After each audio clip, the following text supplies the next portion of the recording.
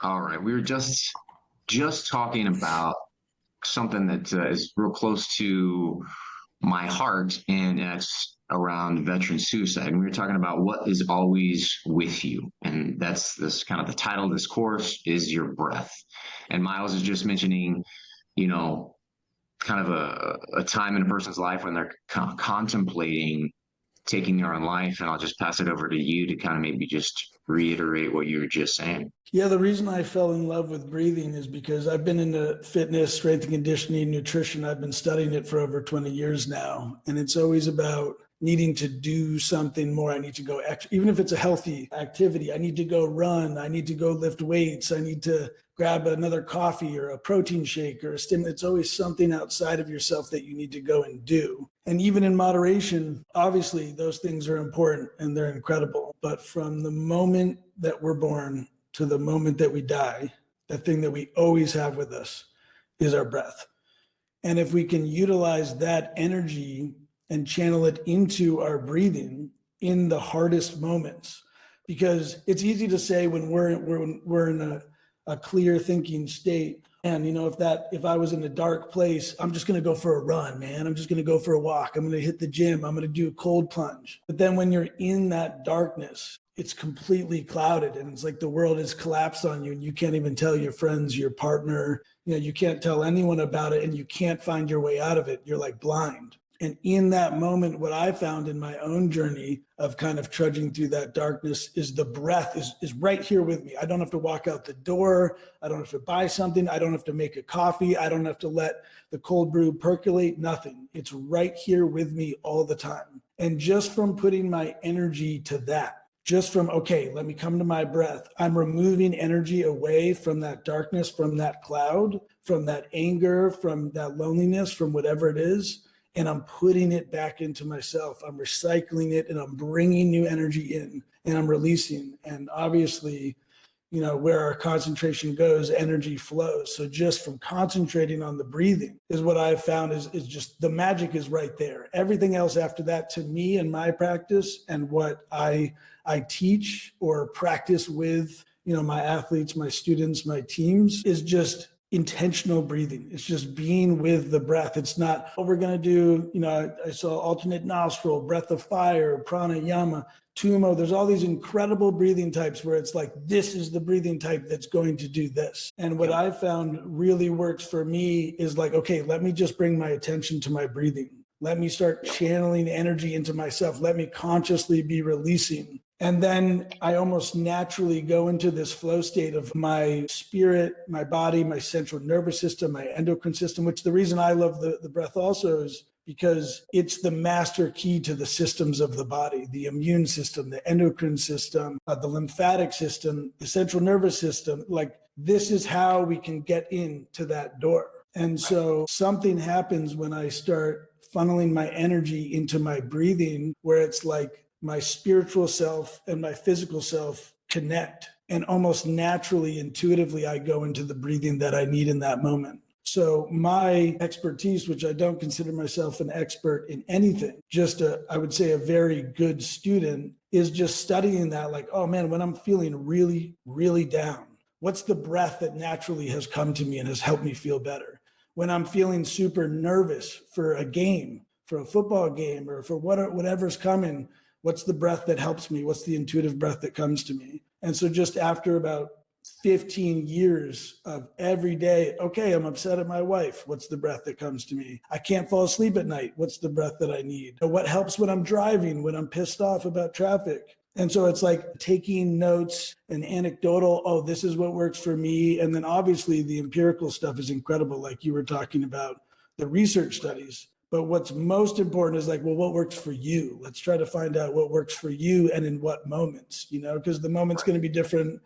You're in a dispute with your partner and you want to calm down and not react out of emotion, or you're going onto the battlefield and your life's in danger. It's like, those are going to be two different types of breathing. And both of those, you can't do like Wim Hof or Tumo or, alternate nostril. You're not going to pop down. So it's like, what's the breath you do in that situation? And that's part of the reason I love working with athletes is because it's basically like they're gladiators, they're going into battle, and that's what they're feeling before every game. And I got really passionate about how it could help with human performance when I was playing football, because I realized, man, I'm getting really nervous, and in a way that doesn't feel like I'm getting fired up. It feels like I'm overthinking. And I found a couple of different breaths, and again, intuitively, where it was like, oh man, this is really making me feel better. And it's not like I have to go make a coffee or go for a run, like I'm in the locker room before the game. So that's part of my origin story of how I fell in love with it and how it's always there with us. It's not anything that anyone can ever take from you. I know you've read Viktor Frankl's book. Everything can be taken from you except your attitude and your response. The only thing I would say other than that is your breath, because as soon as your breath's taken from you, you're dead. You're not here anymore. So it's not taken from you. You're dead. So you will always have your breath. Everything can be stripped off your back. Everything can be taken from you. And I would also say that, intentionally utilizing your breath is the way that you can respond rather than react, and utilize that space in between stimulus and response. Yeah. Well said. And I want to just add on another idea, not even add on, but it's a tool. And as you described it, like when you're in a dark moment, or when you're, overthinking a situation, getting ready for some high stress, high stakes, it's an atomic habit. And even that word, and you probably read that book as well by James Clear. And I think of it as a cue. So I have lots of cues in my life, atomic habit of like for everything I do. And so I think that's when you put that tool or that idea of making it obvious, where it's like, let's make breath work obvious, like a cue. And then the next part of it is let's make it attractive. And then let's make it easy. And it's like the breath work fulfills all of these requirements, as James writes in his book for an atomic habit. It's like the easiest one, like where I know that, how I work out and do things is in my mind, I'm like, Blake, you will do 1 pull-up a day. Like that's my atomic habit for working out, right? Just of like, it's the easiest. For me, it's effortless. That's my thing. It's attractive. It's easy. It's my cue. And so I think the same thing is like for breath work is like, just what is that cue of like that, right? It's about as easy as you can make it, right? Just, hey, what is this situation? What's my mind doing? It's like 1 deep breath in, right? 1 out. That could be it. Would you say something like that? It's that easy to just pause for like a moment, which is 3 seconds, and that could fulfill that cue. What do you think about that? That's exactly what I'm talking about. Just giving that space and just stopping and taking that breath, because as soon as you take that breath, you're getting out of your head and into your body. Literally, we're going into the lungs, and just concentrating on that, because a lot of the issue with the ruminating thoughts is it's extra energy bouncing around in the head, not knowing where to go. And so it's like harnessing that energy and drawing it down into your diaphragm, and like taking that piece of clay and forming it into what you want and containing and then utilizing that energy, versus it just being fragmented energy and just the ego and the mind just being able to bounce around with it. It's taking that and basically breaking that horse and like riding it where you want to go. And it's too easy to get caught up in the head. And we live in a very cerebral society with the 6 inches between the ears, and everybody's overthinking all the time. And I read a Lao Tzu quote a couple of days ago that said, stop thinking and end all of your problems, from the Tao Te Ching. It was like, exactly, that's it. And so the first step for me to stop thinking is to draw that energy down into the diaphragm and utilize it. And then, obviously there's all of by nasal belly breathing, low, slow, and deep into the diaphragm. We're hitting the vagus nerve, and we're going to go from sympathetic to parasympathetic. There's all of the explanation behind it, right? But in the moment, the explanation doesn't matter. It's okay, what's going to help you before you, for a veteran, go and grab the pill bottle, before you drive to that spot that you've got something planned. It's like, you have it right there. Just 1 deep breath. I would say start with exhaling all the way, get all the CO2 out, pause. And I love that, because it's kind of like a mini cleanse, because we're walking around all day with this air in our lungs that we're not getting rid of. And I feel super concentrated and consolidated when I exhale all the way, and then a full breath in, and again, a nice pause at the top, and then a release. And it's like almost that wave that was like overtaking me in that moment has like calmed a little bit. Like there's still a riptide and the weather may still be shitty, but it's like, okay, That wave is past. Now what wave is there? And I think for all of us who are kind of in this like deep dive into personal development, what you find is everything comes in those waves. It's like if you've ever done an extended fast, it's like you're going to have moments when you are starving. And you're like, if I go another hour, I'm going to fucking die. And then you'll get 30 minutes later and you're like, I'm not hungry at all anymore. Or like loneliness. I had a practice when Blake was playing hockey over in Switzerland. And I was basically completely by myself at the house for like weeks on end. I'd be sitting there and my first reaction was, oh, watch Netflix, pull up my phone, distract myself. And I was like, no, I'm not going to do that. I'm not going to distract. And I just started, as soon as I started feeling that loneliness, I would just sit there and just the art of just sitting there and allowing like myself to feel, damn, I feel lonely right now. And I'm not letting myself squirm out of it. And then it was like, then the breath would naturally deepen and I'd start breathing. I'd be like, wow, yeah, I'm really sitting in this. And then 10 minutes later, it was like elation. It was awesome. It was like this peace came over me. And it was like, oh my God, I don't feel lonely. I feel relaxed. I feel peaceful. I feel like when you get past that, you then feel this love, and it's like I love myself. Like I'm not lonely. Like I got this, and it's exactly. And I love the moment, and I'm here. I'm present. I'm not running from a feeling that I think I've been running from for a long time. It's been chasing me. Oh my God, this fear of loneliness, fear of abandon, fear of boredom. A lot of people are fear of that, and they don't even know it. And it's like you allow it to catch up to you, and you just face it, and you stare it down. And you breathe into it, and then it just like shrinks into oblivion. And then you see behind it, and you're like, man, I can do whatever I want now. And then you start picking up a book. Then you start writing poetry. Then for you probably start painting a masterpiece like this. It's like, that's where the magic is when you stop running from that stuff. Yeah.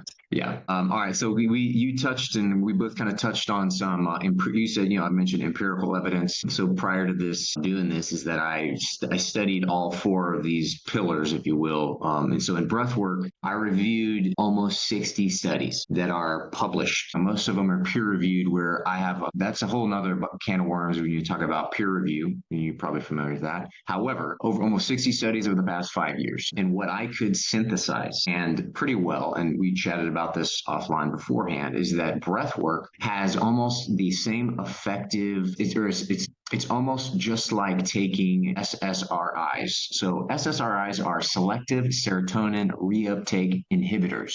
So that's like Zoloft or Prozac. Those are big drugs. And if you look at the side effects of those, they're very intense of what they do. And the side effects are wild. So we don't need to get into that. Additionally, it's similar to beta blockers for blood pressure. So you have anxiety, depression, and then you have high blood pressure, right? They're tied together.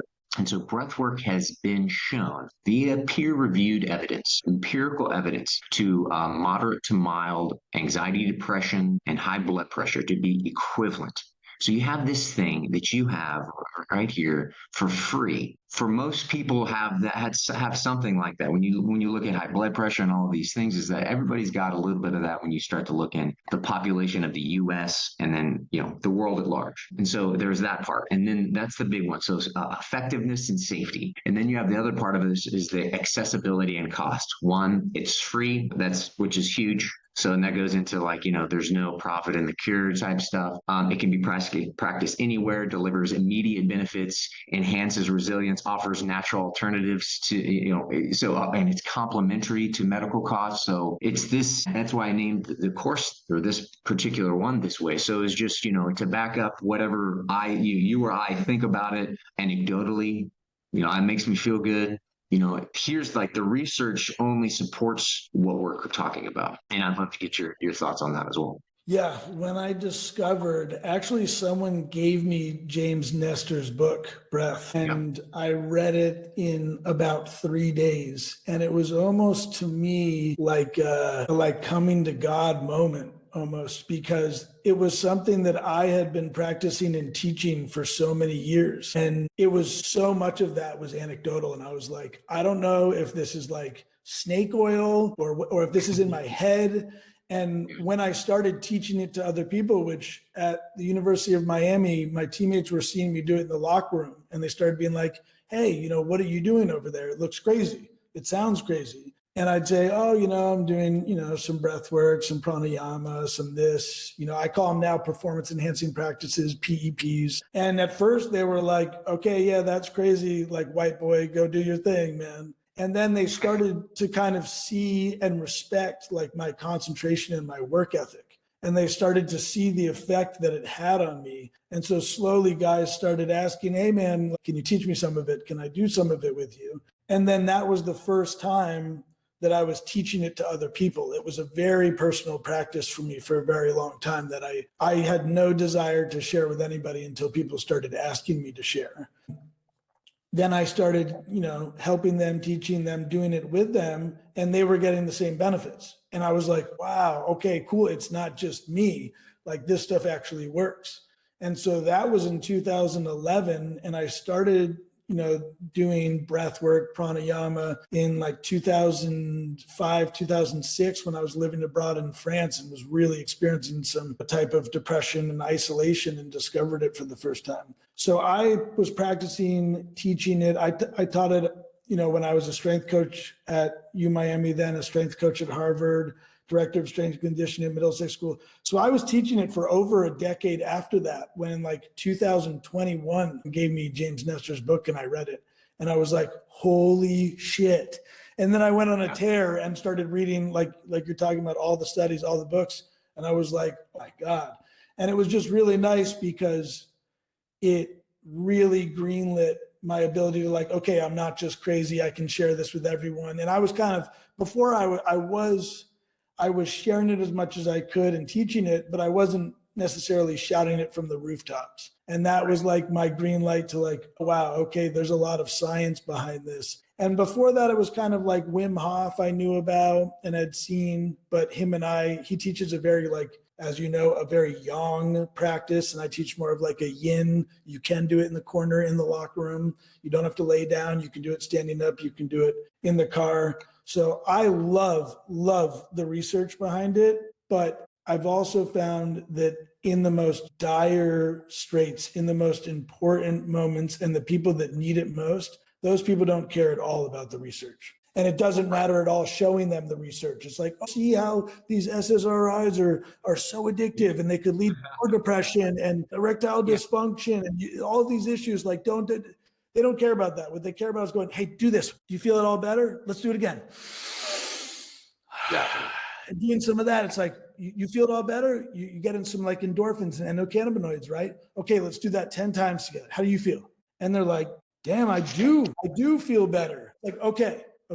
So that's one technique that I want you to write down, take with you. The next time you are feeling that feeling and you're on the edge and you're in that dark place, do that. It's right there at any time. Even if you think you're about to go to the pill cabinet and even if you have the pharmacist, in the cabinet and you can go get it easily, even if you have the prescription, just do that first and then see if you're still going to go in there and reach for the pill bottle. That's when it matters the most, because there's always going to be the temptations of life around us. The system wants us addicted to drugs, addicted to consumption, addicted to porn, they want us addicted to all of their things. And you're always going to go to the grocery store. You're never going to go and there's not going to be some junk food and some sugar and stuff. It's about being able to resist it and move past it and make the right decision at the right moment. And luckily, breath is the easiest decision you can make because you're breathing over 50,000 times a day. So just take a deep breath and take it the right way, in through the nose, down to the belly. You can utilize pauses if you want.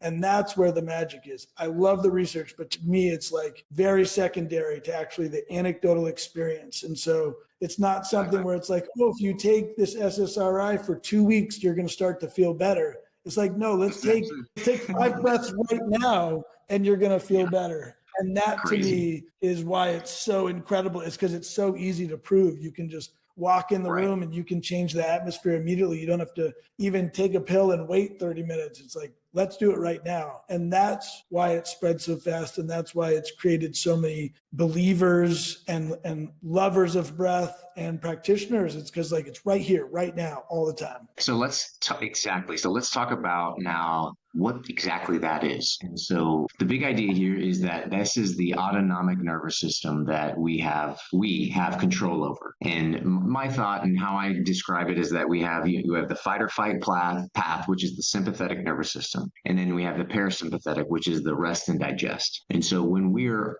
constantly, and our world is set up that way now via social media interaction like that, which is taking over in a way that, hey, I'm going to die. Like I'm always worrying about getting killed by some predator, something, some people. You don't have to worry about that as much per se. But so it's like that, again, having that balance is that. So, and that breath, that simple 3-second breath that we've done now, maybe you've done, twice during the show. So that literally, in my opinion, from what I've said and the research, that then takes you out of that sympathetic, where fight or flight, right? I'm getting a life or death, and then puts you into a parasympathetic state. And so that in itself that's how this happened. That is what is going on, right? Irrelevant to like, hey, you feel good. And I think that's the anecdotal, because I'm anecdotal evidence all the way. Like that's kind of basically where I think we operate. And so if you want to elaborate a little bit on those and kind of the theory behind that. Yeah, well, people go to a little bit of extremes on this. People kind of demonize the sympathetic nervous system. And one of the things I tell my athletes, or like I tell my wife, Blake, when she's getting ready for TV and when she was playing pro hockey, when you're feeling those nerves and you're getting anxious, it's like your body's like revving up. And I think about that part of the central nervous system, sympathetic, parasympathetic, kind of like a Porsche 911 Turbo S, which is my favorite car that I've ever driven. And it's like, you just have to know how to downshift and upshift correctly. You got to know how to hit the clutch and you got to know how to move it around. How you do that is different breathing techniques. Because there's sometimes when you're too low, you're stuck in second gear and it's like, oh man, I got a podcast I got to get on. Like I need to wake up. And too many people are grabbing their coffees, or it's like, man, I'm groggy in the morning. And then there's other times where you're like, I'm revved out. I'm looking at my email like I'm getting chased down by a bear. My wife's mad at me. And it's like the world, like your endocrine system is freaking out. Your adrenaline's out of control. Your cortisol is spiking. So you have to know how to shift that car. And really, like if we're talking about professional hockey, what I teach the guys is by the time you step foot on the ice, like pregame skate, you want to be like in 4th and 5th gear. By the time the game starts, you want to be in 7th gear. So that's all breathing, that's all mentality, because that's why you see a lot of teams, a lot of players, it takes till like 5-10 minutes. Sometimes the first period's gone and they're not going at 100% yet. So you need to find a way to get yourself into that sympathetic central nervous system. When you get onto the bench, you want to downshift as quick as possible. So then we're slowing the breathing down. We're doing deep belly breathing, slowing down, and we're doing breath holds. And we're trying to get the blood pressure back down. We're trying to get the breathing rate back down. A lot of these guys leave, they go home, they eat a big meal as soon as they get home, and then they try to lay in bed and go to sleep and their heart's still racing. It's like, you got to downshift, downshift, downshift. So the breath is the best way to hit that clutch and to move. And it's basically, if you want to upshift, then you need to get the breath more intense. You can do breath of fire, you can get more intense, move more air. And if you want to downshift, you can slow it down and do breath holds. If you're riding around all the time in 6th and 7th gear, you're going to destroy your engine. Obviously, you're going to age prematurely. Obviously, you're going to get chronic disease. Obviously, if your adrenaline's up, your cortisol is up, you need to learn how to downshift. And for example, like something that I was finding that was revving my engine was like going on the internet, man. And I spend my mornings, I'm on airplane mode till about 9 or 10 a.m. And I would do this incredible meditation practice, Kriya practice, movement practice, sunning, grounding, all of that incredible stuff. And then when it was time to open my phone, I would just kind of haphazardly open my phone and just get blasted by Pandora's box. And one of the things I learned is I kind of had to put on my armor and like upshift a little bit and kind of get ready for what was about to come at me and rev my engine a little bit. If I was in this super kind of vulnerable, parasympathetic theta, still asleep, it affected me a lot worse versus like, okay, battle time. I need to get on Instagram. I need to share some love. I need to make a post. I need to be intentional, and then I need to get off. So it's just really important that you're aware of how your body's responding. And obviously we're these ancient animals where it's like we still have these bodies from thousands of years ago, and from opening an email or opening Instagram, your central nervous system and body can have the response of getting chased down by a saber-toothed tiger. So in that moment, when you have your phone right there, to have the wherewithal to put it down, take a breath. It's like, okay, I'm getting in the seventh, like I need to shift back down. So that's the most important part, is knowing when to shift up, when to shift down. And when you catch yourself kind of redlining, to like come back down, come back down, come back down. And then also, obviously the opposite is sometimes you want to get hyped up. You want to walk into a room and be able to bring the energy. Same kind of thing. Breath can do that for you. Yeah. Wow. Well said. Is there something you track kind of between like your sleep and heart rate? So again, if we're going to get into breath work, because how the evidence shows of that, breath work helps with HRV, respiratory sinus arrhythmia. So between those two things, is something you track, or is any important data point that you think of? Well, heart rate variability is one of my favorites for sure. Who do we got here? Abdul? Hi. Hey, Abdul. Welcome, buddy. Good to see you. Hi. Sorry. Yeah, very nice to see you. I'm late. I'm sorry. I'm in the traffic, so I just stopped in the first bar.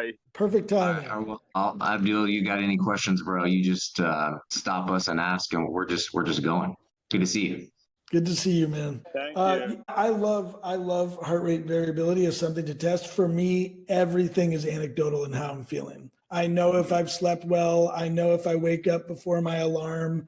I know if I'm groggy during the day. But I've been doing this for 20 years now. So for me, it's kind of like I finely tuned everything. So I don't track anything with myself, but I love seeing different metrics with my clients, with my athletes. If they want to wear a Whoop, if they want to wear an Aura, whatever they want to wear, because it's good for showing them, see, this is really helping you. See how this is benefiting you. Look how your sleep has improved, your recovery has improved. For me, I know how my body's feeling. I know how my endurance is, my strength is, my mental health is. I know how I slept. And it's just because I've been diving so deep into it for myself for so long. I can take a bite of food on the plate in front of me and within 10 seconds know if my body doesn't like what it was cooked in.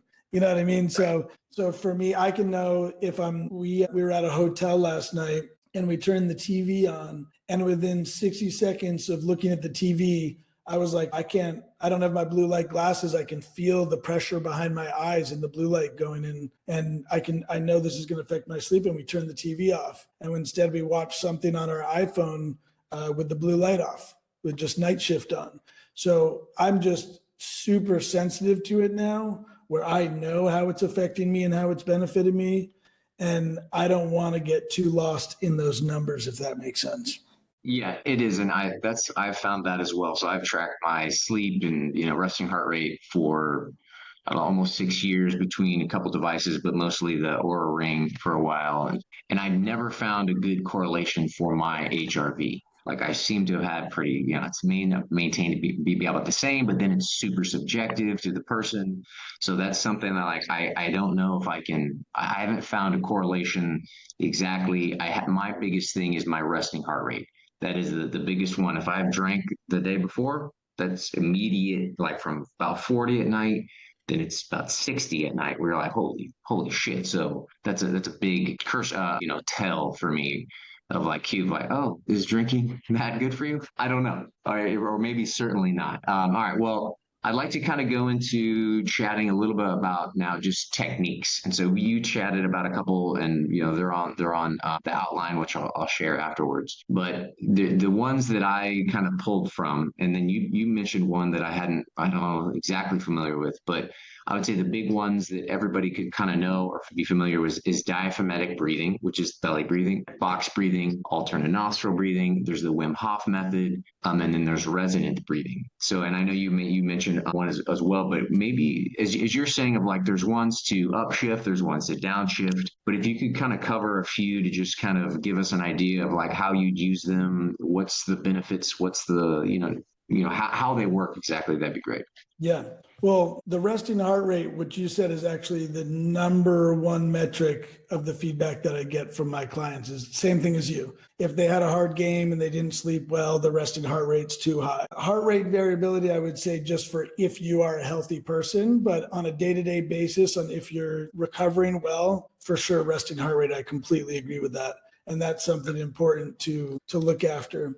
I actually have one of my clients and I did a session. He's playing for the San Diego Gulls right now. And so we kind of put together a program that he's been doing now for the last month, pre-game, during the game, on the bench. And so I'll take you through kind of a little bit of the program that I put together for him, how we implemented that, and then we'll go from there. And it will be super easy. The first thing is we have him pre-game. So pregame in the locker room, and we can do this together. We'll do quick little 30-second to 2-minute bits. So the first thing that we do is actually what I call just eye gazing. So rather than looking at me, looking at the computer, look at the camera, we look up. We want our eyes to be completely straight ahead, our head to be completely still. And he's going to be doing this in the locker room. And then we're going to shift our eyes so we're looking up at 45 degrees and finding a single spot. We can blink. We just want to keep the head completely still and the eyes fixed on that single spot. And if it feels right, you can move the eyes a little bit higher up. You basically want to be looking as high up as you can without tilting your head up, and keep your eyes on a single spot. Normally he'll do this for about 2 minutes. We close the mouth and we start doing nasal belly breathing. So flaring the nostrils, breathing into the belly, then the chest, gentle pause at the top, and then a slow release out the mouth, making a hissing noise, and try to pull the belly into the spine. So completely empty the lungs. Flare the nostrils, breathe into the belly, then the chest, pause at the top, kind of float the breath, and then hiss till empty, pull the belly in, flare the nostrils, breathe into the belly, into the chest. We're going to hold here, relax the shoulders, relax the body, and then exhale through the mouth. So that's kind of what we start with, is we basically, from fixing the eyes, we get the norepinephrine and the acetylcholine going, we get the concentration chemicals, and where normally we're looking around, taping the stick, whatever we're doing back in the day, sharpening the sword, however you get ready for battle, this is kind of fixating and concentrating. It's like if you walk around a corner, if we're all with, swords and we're walking around a corner and all of a sudden, there's a bear facing us. What do? We don't start looking around. You stare the bear down. You're like, it's the first thing you do that you're not supposed to do when you're facing a grizzly, is to stare into its eyes. And the reason they say to do that is because that's our first reaction, is we stare, we concentrate. And so that's kind of like honing in the central nervous system, trying to concentrate the energy. I tell my athletes the most important thing that they take away is nasal belly breathing. So all inhales, we're trying to breathe through the nose as much as possible. If you're ever gassed, if you're ever exhausted, if you're ever tired and you need to breathe in through the mouth, that's fine, but you want to move back to nasal breathing as quick as possible. The nose is not just for smelling roses. It is the best air purifier in the world. It pressurizes the air, it heats the air, it cleans the air. It allows for 20% more absorption of oxygen through the lungs. That's the best performance enhancer in the world right there. No coffee, pre-workout, stimulant, whatever you're going to take pre-game, pre-battle is going to beat that, because you get to utilize that the entire game, the entire fight, whatever you're in. So inhaling through the nose, most important, and then breathing in down to the belly, like you were talking about with the diaphragmatic breathing, especially when you're trying to downshift. You want to breathe low, slow, and deep into the belly. So you're hitting that vagus nerve, which goes from the brainstem down to the bottom part of the lungs. If we're breathing through the mouth into the chest, we're going to be super sympathetic. We're going to be stressed out.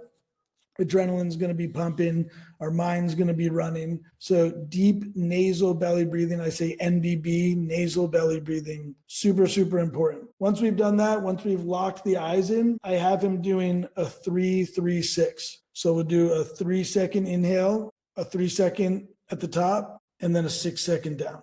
So let's do that right now. Let's just go 3 times through. Let's exhale all the way through the mouth, pull the belly in, flare the nostrils. Let's breathe in. 1, 2, 3, hold, 4, 5, 6, exhale through the mouth, 6, 5, 4, 3, 2, 1. Breathe in, 1, 2, 3, hold, 4, 5, 6, release out the mouth, 6, 5, 4, 3, 2, 1. In, 1, 2, 3, hold 4, 5, 6, and slow out 6, 5, 4, 3, 2, 1. Good. So similar to box breathing, but I like, especially when these guys are pre-game or you're pre-battle or you're pre-meeting, pre-podcast, whatever you are, most of us know you've got plenty of energy, right? It's about honing that energy and concentrating and being able to utilize it the way you want to utilize it. So I like the inhale and then exhale, no matter what it is, for twice as long as you inhale. So you could inhale for 2, you can exhale for 4, you can inhale for 3, exhale for 6. That 3-3-6 I found is like the sweet spot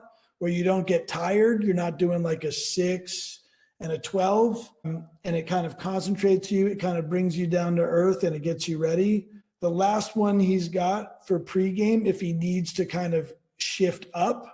So he's got the most important thing with all of this, as we've been talking about with the anecdotal aspect of is you need to know, you need to check in. What do I need right now? Do I need to get fired up? Do I need to bring it in a little bit? Am I thinking too much? Am I ruminating? How am I feeling? Because one of the things is that I say is, if you're feeling good right now, stay exactly the way you are. Don't do the breathing just to do the breathing. Don't just do it so I'm going to say, good job doing the practice. The practice is important in order to get the results that you want to get. But it's important when you're feeling good and you're in that sweet spot. I call it an alpha state right before you're going to go on the ice or to do whatever you're going to do. You want to stay there and you want to maintain that. The time when you do the breaths is when you're not in that sweet spot, when you're not in that flow state. And that's the goal, is to get into the flow state, which is right in between the alpha and the theta brainwaves. So if he needs to get more fired up, more into alpha a little bit, I call it a Stokes breath. It's kind of like an extended breath of fire or a bellows breath, where breath of fire is where it's short little bursts pulling in the belly. This is the same movement where there's no chest breathing. It's all diaphragmatic belly breathing, but it's longer. So it's trying to push my belly out as much as I can and pull in as hard as I can. And I'm imagining energy shooting up my spinal column. And that for me gets me really fired up, but also out of my head and really concentrated. So that's the pregame stuff that we do. As soon as he goes out on the ice, skate around. And this is one of my favorite ones that I teach and that I put together is the national anthem gets played before every game. And I'm always watching the players and they're kind of like rocking back and forth and looking all around, looking down at the ice. One of the things that I say is never look down. Don't be looking down when you're getting ready for a game. You're telling the central nervous system it's time to get tired, which is why a lot of us, when we stare at our phone for too long, start to get tired, start to get too sympathetic, too tired staring at that blue light. So I say, look up, stare at the flag, pick a star, like we talked about in the locker room, and then we do humming. So he actually hums the national anthem, the whole thing. Humming is one of my absolute favorite performance enhancing practices that I teach. And it's something that for some reason we stopped doing when we're like 6, 7, 8, 9. I don't know if your kids are still doing it, but humming is an incredible performance enhancing practice. Releases 15 times the nitric oxide that just breathing through the nose does. And that's part of the reason why inhaling through the nose is so much more important for performance, so much more valuable than breathing in through the mouth, because breathing in through the nose, you're releasing that nitric oxide. You're getting that vasodilator, which is actually going to get the oxygen to your cells. It's actually going to get the nutrients to your cells. It's actually going to help you make more ATP. So humming 15x's that. So humming for the national anthem. So that's like the pregame routine that I put together. And he says by the time the puck drops, he's like fired up and ready to go. One of his biggest issues was when we originally met, he said, part of my issue is when I care too much, I don't play well. And I said, another way to say that is you're thinking too much. And so we got to bring the breath down from the head into the body. And he said his mind's been completely clear and concentrated before each game. And he's been playing the best hockey of his life over the last month. So it's been really exciting. So there's like 5 different performance enhancing practices in there. There's the humming, the eye movement, the breathing.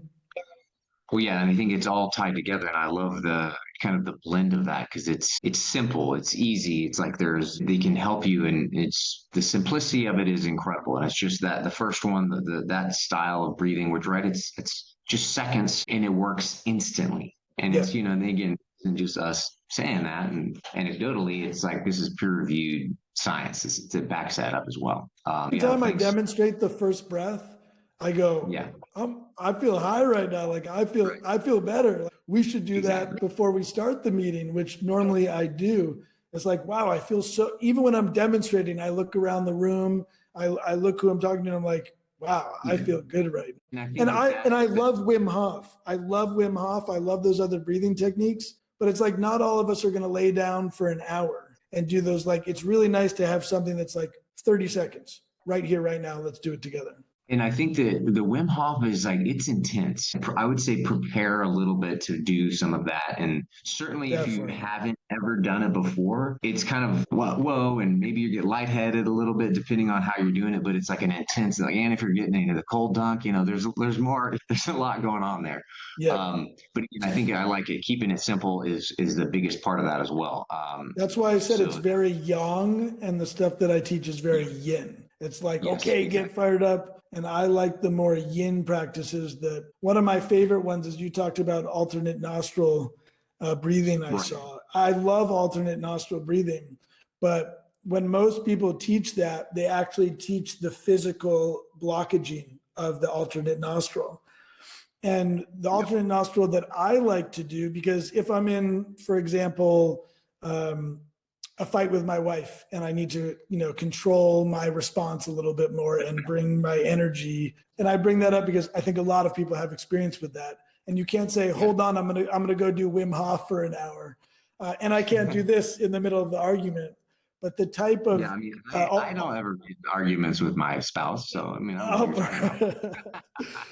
So the alternate nostril I call a phantom alternate nostril, where I'm concentrating on what it feels like going in the right nostril, and then what it feels like going out the left nostril. And so I go back and forth, but it's just my mind's eye and my concentration that's alternating, not necessarily the mechanical. I love this one too, but in moments like traffic is a perfect example, where you can't do this and you can't do Wim Hof. Concentrating on the flow of breath going in and out of alternating nostrils, and how it feels coming up to the third eye and going back down. I found a lot of incredible benefit from that. And I think you third eye, since you mentioned that. So again, I thank Abdul, Anna, thanks for joining, guys. We touched on a couple of things prior, and we chatted about kind of like the universal power, the anecdotal versus the empirical evidence. So over the past 5 years, there's been over almost 60 studies done on breathwork, peer-reviewed stuff, double-blind placebo trials, a little bit of everything. And they show that breathwork is equivalent to Prozac and Zoloft for mild to moderate anxiety and depression. So again, those style of drugs are very hard on the body, among other things. And so we just talk about that, like this, how breathwork is this instant, free, accessible thing that has the ability to have incredible effect on your nervous system, immune, fight or flight, digestion, heart rate, blood pressure, everything. Very powerful. And so we just chat on that briefly, and I have an outline that I'll send to you guys afterwards, kind of touching on a little bit of that scientific stuff to back up just, like, hey, it just makes me feel good, that's great. But there's an incredible amount of data to support the how and the why of that. And then I want to, as Miles was just mentioning, of just kind of the third eye. So that could be either perceived metaphorically, physically, however you'd like to look at it.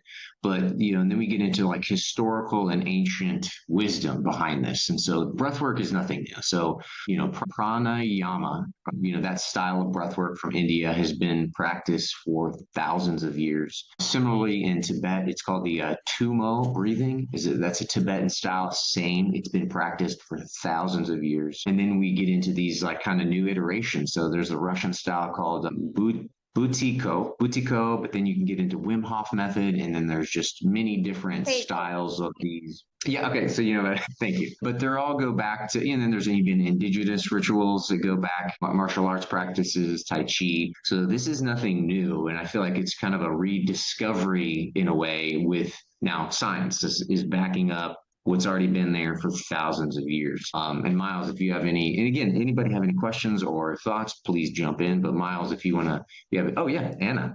Yeah, I have a question. So, Miles, it's really interesting. I'm very, very sorry joining so late. I forgot about it's just like it's so much happening in life, talking about the breathing and pranayama. I'm very interested. The classical pranayama is in nostril breathing, right? It's inhale through one nostril or from both nostrils, and you exhale through the nostrils. There's only very limited 2-3 pranayamas where we use actually breathing through the mouth. So, what was an inspiration to your technique? Where the exhaling through the mouth came from, and why it is so important? Was that for Miles? I couldn't hear what Anna was saying. Could you hear, Blake? Oh my gosh, I can try again. So my question is, can you hear me now? I can't hear what she's saying. Can you, Blake? Yes. Huh? So yeah, her question was, I guess, correct me if I'm wrong, Anna, is that your style of the pranayama of me, is it, your question is basically just thinking. The classical style of pranayama, which is 4,500 years old, which was mother of all breathing techniques, because Buddhism will come after yoga, like India and everything else. So the breathing technique in pranayama, which is a classical breathing, which is a part of yoga, which is done after asanas, and then you get to meditation states, and to get there, you go into pranayama, two things. The classical pranayama goes only nostril breathing. There's only a couple of pranayamas when you exhale through the mouth. They're very specific. But for the calming technique, and go to alternative nostril breathing or just through your nostrils, in and out, tummy breathing, it's always exhale through the nose. I'm curious, so why exhaling through the mouth, and why exhaling really with a hissing sound? Where has this come from, and why? So she's asking if, for the pranayama yoga that you're kind of talking about, where it's traditionally exhaling through or breathing out through the nose, why you're describing breathing out through the mouth and using kind of that hissing style when you do it. She's asking why? Yeah. Yes. Interesting. So the first one, I have realized that my mind's eye and concentrating on my mind's eye is just as important as actually moving my eyes and utilizing my body. And it's something that we're not necessarily taught, right? And so that practice of moving my concentration back and forth has really helped me develop my concentration, develop my imagination, my ability to manifest, my ability to visualize. And it almost seems like doing this at this part, and I love this alternate nostril, but it's like I'm utilizing my hand rather than utilizing my mind, is what it feels like at this point. So a lot of times I'll go back and forth between which I use and which muscle I'm working. So if I'm working my hand muscle, I'm not working my mind's eye and my concentration. And it's the same thing. One of my favorite techniques that I was teaching back in like 2013, I was actually in this class of teachers and professors at the school that I was working at. And we were learning from that school, actually had a meditation coach, meditation professor at the school. It was actually the first school in the country, Middlesex School in Concord, Massachusetts, a full-time staff meditation teacher at the prep school, which was really cool. And he offered a class to the faculty for free of how to teach meditation. And I had been teaching and utilizing meditation for years. So I was like, oh, of course I'm going to take the class. And he was teaching, his meditation, which was basically a mindfulness meditation, which I did utilize and love for a while. But for people that have a lot of ruminating thoughts and extra energy and kind of are in that darkness, mindfulness meditation is one of the hardest types because there's no real escape or way to move from it. There's no breathing. You're kind of just being with your mind. And so one of the techniques when we were going around, we'd have days where each of us would teach our own type of meditation. I lit a candle in the middle of the table.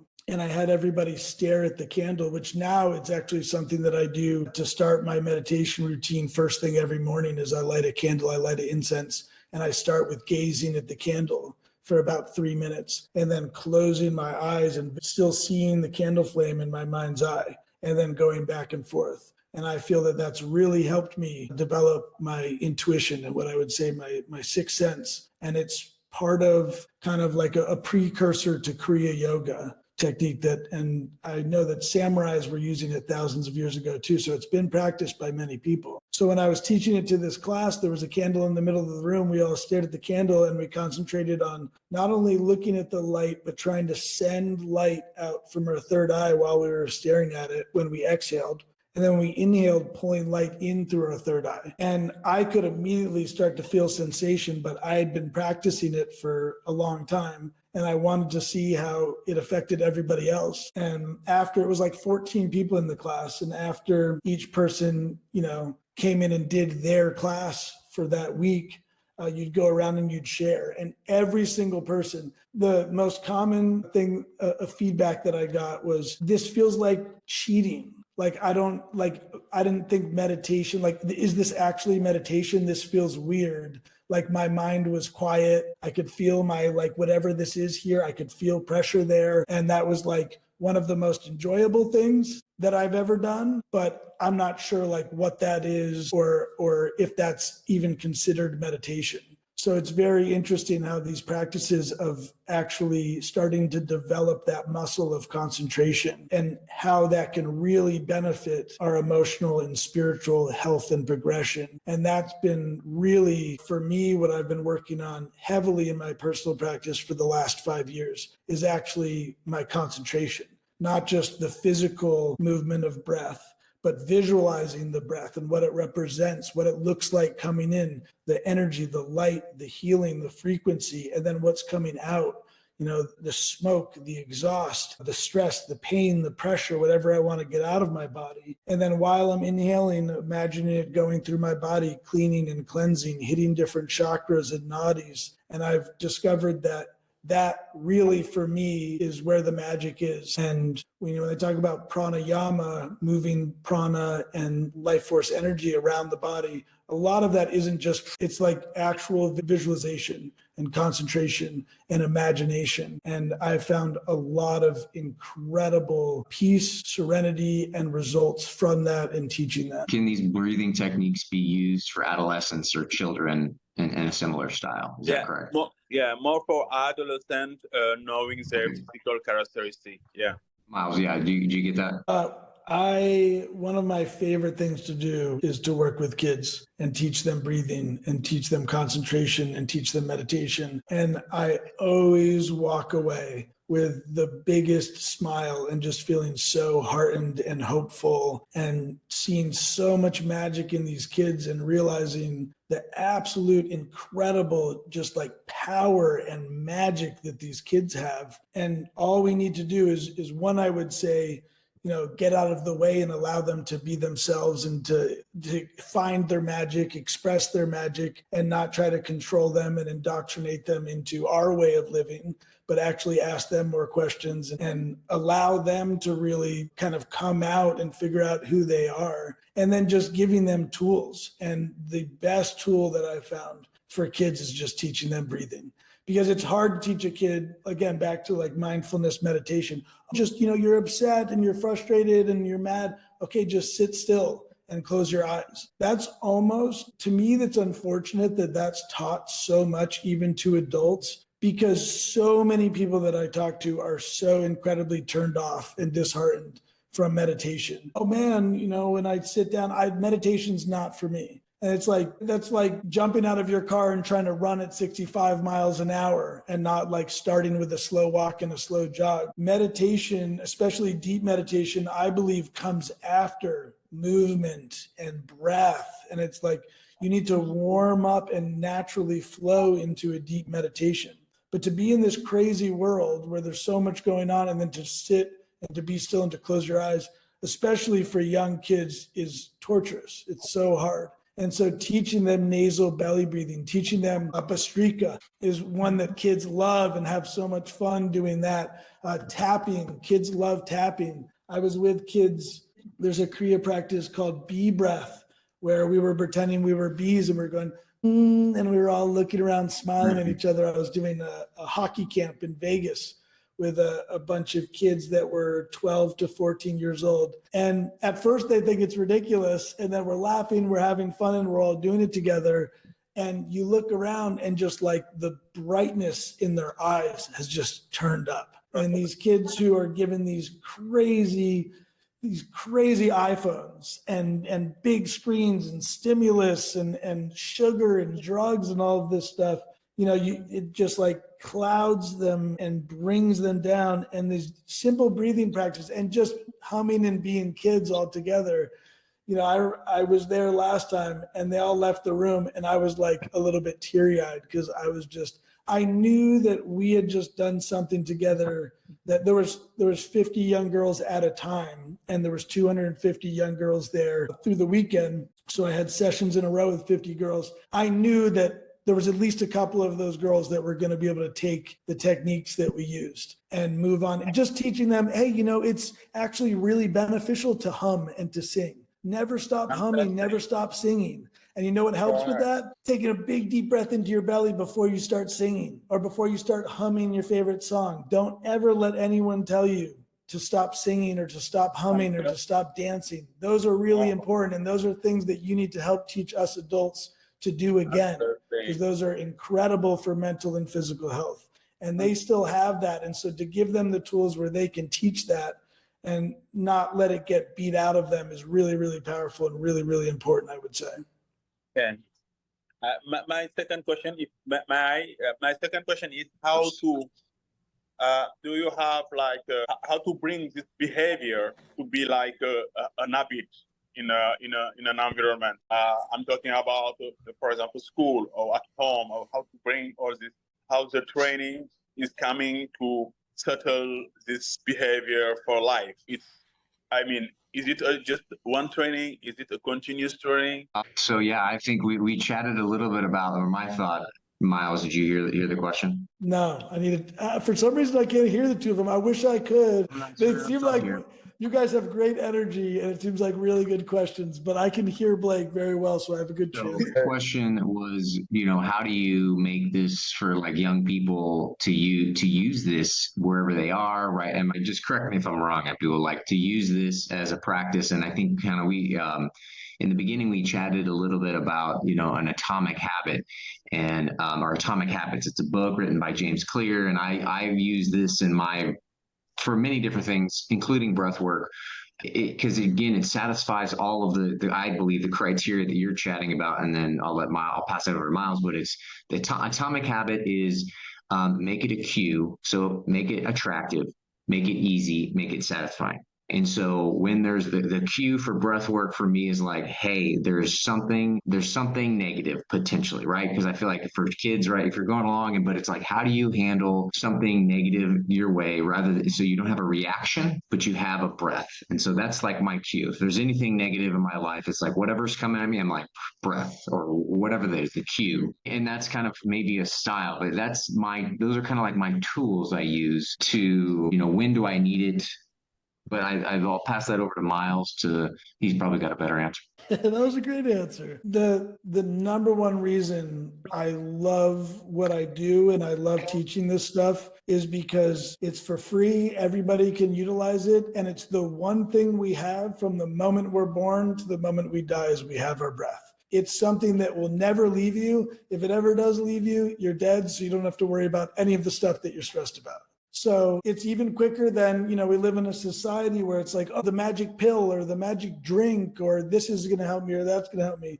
Taking one full deep breath is faster and easier than any of those things, right? We talked about a veteran who's thinking about committing suicide. Well, he's got to drive over to the bridge first, or he's got to go to the medicine cabinet first, but he has the breath right there. So let me just take one deep, full breath. Let me exhale all the way and get all the waste and the CO2 out. Let me inhale all the way and hold it as long as it feels good, and then release and just see how I feel right now. That's all we need to do. A lot of times, so many people are so busy trying to figure things out and do things and asking so many questions, and they're not willing to just sit still and actually listen for answers. And the best way that I've found to receive the answer of like what I need, like maybe I'm feeling bad because my blood sugar's low and I just haven't figured out that I'm hungry and I'm feeling a little down and depressed. And I'm like running around doing things thinking I need another coffee, or, oh man, I'm not doing well enough in my life, or this is going on or that's going on. And that, okay, let me just stop for a second. take one breath and just whatever it is there, just sit with it. And a lot of times the next thing that comes to me is the answer like, oh, I think I need a snack. I think I need a snack. I don't need another coffee. I don't need another stimulant. I don't need to work out more. I don't need to do more work. I don't need to make more money. I don't need to be more stressed. Just get a little snack. And so like the breath is the key, like we talked about before, to access the systems of the body, the central nervous system, the immune system, the endocrine system, the lymphatic system. But also the breath is the bridge between you and spirit. It's the bridge between you and listening. It's the bridge between the field where the things come to you versus needing to chase after the things. And so just one deep breath a lot of times will take you much closer to where you need to go. And you might go, I feel better. I'm going to take another breath. I'm going to take another breath. And one of the things I mentioned in the beginning of this is another thing that people get too caught up with in our society is this type A, okay, there's this type of breathing, and there's this type of breathing, and there's this type of breathing, and there's this type of breathing. But really it's just the breath and the energy coming in and out of you. And the best thing that you can do after that first breath is intuitively listen to yourself, your body, your central nervous system, your spirit. What's the breath that works best for you? Forget about the numbers and the counting and this and that. That can be good if you need something. But how about listening to, it feels really good. I go nice and quick, and then I squeeze, and then I relax, and then I feel good. It feels better if I just, oh, wow, that feels good. So just like starting to experiment and seeing what feels good for you and not getting dogmatic about, well, Miles said this type of breath, or Wim Hof says this type of breath. Really, it's about discovering the type of breath that is best for you in the moment. And so for me, it's nice because I've experimented with this for so many years that there's very easily all these types of rhythms and breath that come to me. But I'm not a fan of like, okay, inhale, 1, 2, 3, hold, 4, 5. I do that for coaching, but I don't teach for people to be counting inside their own heads. It can be good if it helps you stop from ruminating and overthinking. But really what we want is that peace and that quiet and that space for higher energy and downloads to come in. And I don't want to cloud people's consciousness with numbers and a right way. Miles, I practiced that breath, but I think I did it wrong. I'm like, no, if you're breathing and you're concentrating and you're intuitively listening to yourself, there is no wrong. You're doing your perfect formula. Don't worry about my formula. Don't mistake the finger pointing to the moon for the moon. It's just, this is the path, but don't get so stuck and dogmatic. Thank you so much. Cool. Yeah, thank you, Miles. Well, any more questions? I think we're about to wrap up here. Any other questions? Anna, do you have one? No? Okay.